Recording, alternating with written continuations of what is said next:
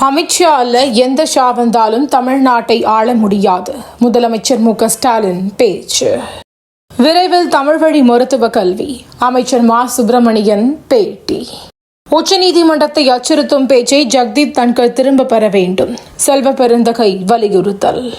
தவிக தலைவர் விஜய் யதார்த்தமானவர். சீமான் கருத்து. மத்திய அரசில் திமுக பங்கேற்ற போதே மாநில சுயாட்சியை பெற்றிருக்க வேண்டியதுதானே? தமிழிசை கேள்வி.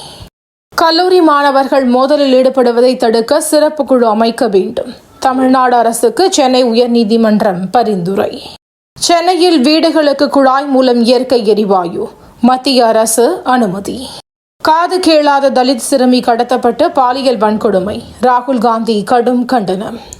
ஏமனில் அமெரிக்கா வான்வழி தாக்குதல். 38 பேர் பலி.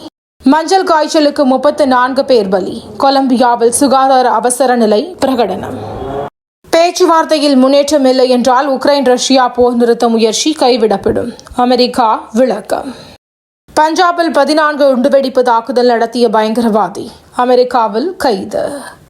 ரோஹித் சர்மா ஓய்வை அறிவிப்பது நல்லது. வீரேந்தர் சேவாக் கருத்து.